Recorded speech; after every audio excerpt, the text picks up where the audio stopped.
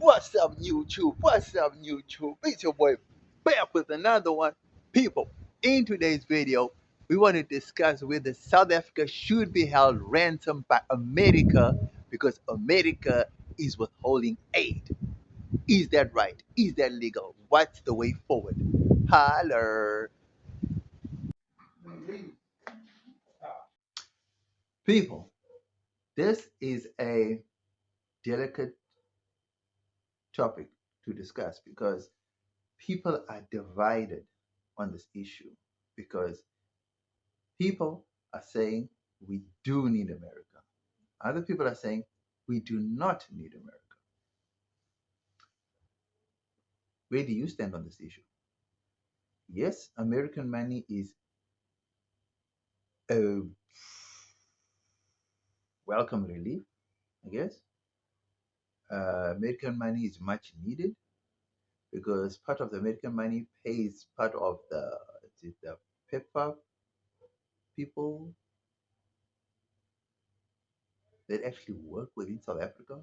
So since that is going to be taken away or is taken away, who's going to pay those people that PayPal was paying apparently? There's a lot of questions that need answers, right? And people are divided on whether or not South Africa really does need America. Okay, so my thing is this, right? I'm all for independence. I'm all for self reliance. I'm all for Africa sustaining itself, Africa supporting itself. I'm all for intra trade within Africa. International trade must be a cherry on top, must be a bonus. We must not be dependent. America doesn't depend on South Africa for anything. They don't. Supplier companies in companies in America depend on South African suppliers. Yes, for sure. But Trump signing executive orders cutting off aid, therefore starting trade wars and doing all these diplomatic things, cutting off significant strategic partnerships for businesses within America is none of his concern. Because according to him, those companies that are going to be affected by AGOA, right? He's going to cancel AGOA, right? So the American companies that are going to be affected by AGOA are none of Trump's business. It's none of his business, none of his concern. I mean, not like those companies are going to affect the broader American population, right? So South Africa needing America and then America using that need to hold South Africa ransom or hostage because South Africa has taken Israel to the ICJ. That's like the Israelis withholding food, aid,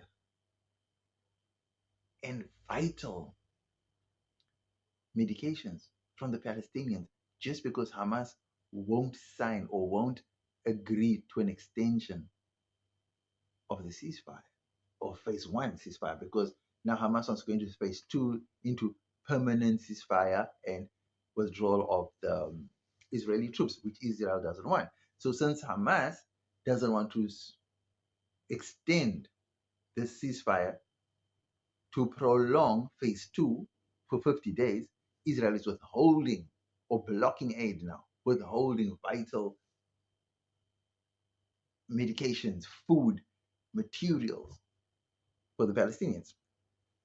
Is that not the same what Trump is doing with this aid thing? It's because, oh, now, now that you are trying to expropriate land, we are going to withhold aid.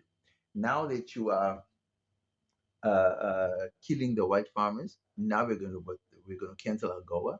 Now that you've taken the Israelis to the ICJ, now we're going to cancel PEPFAR. I'm going to ask you guys as South Africans. Yes, America's assistance financially and otherwise is a welcome thing. But if it's going to be given with conditions to say, if you do this, because you did that, we're going to withhold, we are going to withhold this. Is that now really? Do we really need such partners? If that's the case, the Honorable Fadil Adams in Parliament recently said, "We do not need America. We don't need America's funds. We can manage with the funds that we have now." Now, the mere fact that the government misappropriates funds regularly is now coming back to bite them, because all of those mismanaged funds and misplaced funds and whatever corrupt deals that they did were just squandering money left, right, and center, right? It's not coming back to bite them, because the one relief that was actually holding up part of certain sectors of the economy is now being taken away.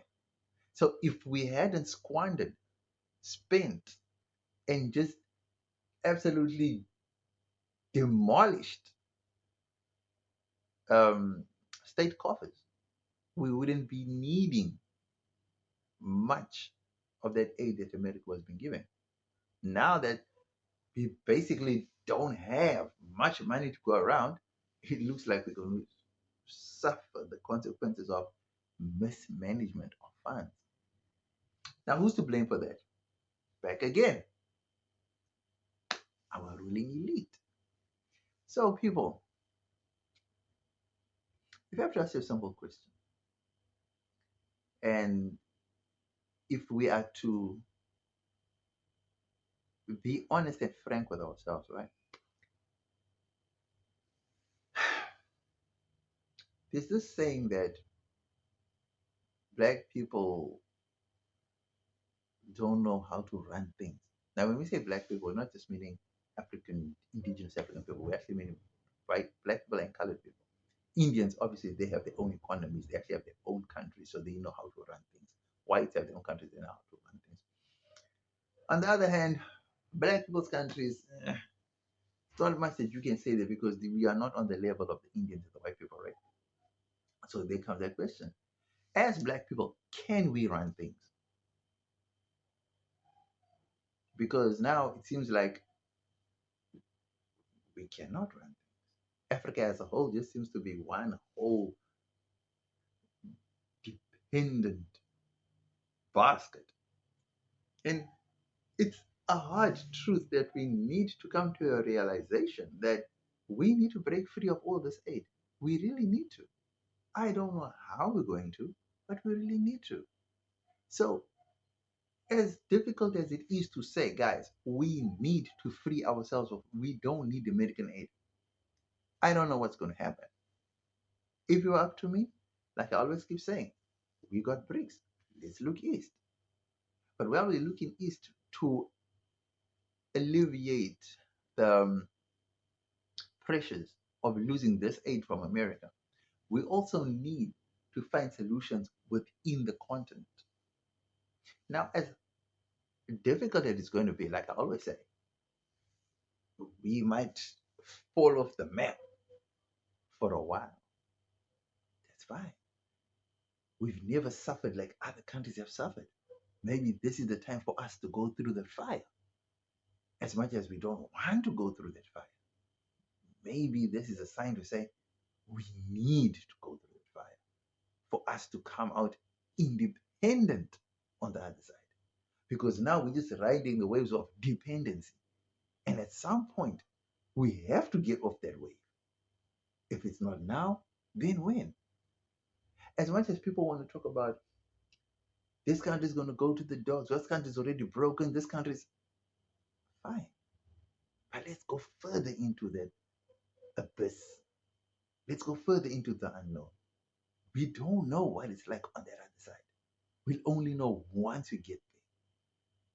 But if we can come out on that other side as independent, then I'm all for it.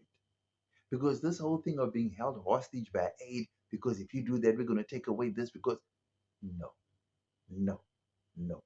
We are not about that. We are never about that. We are not going to be about that. So if you have to withhold your example, 50 billion US dollars worth of aid a year because we are refusing to retract our case against Israel. We're refusing to retract our case of land expropriation. Then I say you keep your 50 billion US dollars a year or 100, 200 billion US. I say you keep it because anything done with conditions attached to it has ill intentions involved with it. So we must be complicit in a genocide. We must be complicit in certain atrocities simply because we depend on aid. That's not going to happen. At least that's what I think. It shouldn't be that way. So if South Africa is going to bow to America and South Africa becomes a full participant in the genocide, and South Africa decides to pull back and stop the land expropriation without compensation because of aid, then I think we are going to be fools for America and the West in the future because we're becoming the laughing stock and we become their lapdogs, which I think sends a bad message to Africa. So, being hostages for aid is not on. I say we cut it, we nip it in the bud right now. They can keep their goa, they can keep their pepper. We will find other means and other ways as we always do. What do you guys think? Next, we get into the pros of being held hostage by America and America's aid. Holler. Phew, man. People, there is no pro about being a hostage to aid. There's just no pro to it because you cannot maneuver in the way that you feel like. You are not free to do what you want to. You are always going to be bound by this aid thing. There's just no pro to being a hostage. There's just no pro. There is no pro. There's nothing. I can't think of a pro. I just can't think of a pro. Maybe you can think of a pro. Write it in the comment section below. I can't. Next, we get into the cons. You know how we do. Holler. People, South Africa cannot be held hostage. The cons of being a hostage, an aid hostage, is more daunting than anything you could ever possibly think of. Ask the Palestinians. Once you rely on aid, and that aid is now used as leverage against you, I promise you will never be able to succeed in whatever you plan on your own. Everything you do, you'll have to be answerable to the people that provide that aid. And you'll always be at the mercy of the people who provide that aid. Now, is the aid like a goba and pepper? Is that much needed? Yes, it is. But do you really need something that comes with conditions attached to it? Would you say that is a partner? Would you say that is a good diplomatic look for both countries? I don't think so. I really don't think so. So, in closing, do you think that America giving aid to South Africa with conditions attached to it is a good thing? Let me know what you think about this topic in the comment section below. And let me know if I was on the money or if I totally missed it with this one. Don't forget to like, comment, share, and subscribe to the channel. You know we family, right? Holla!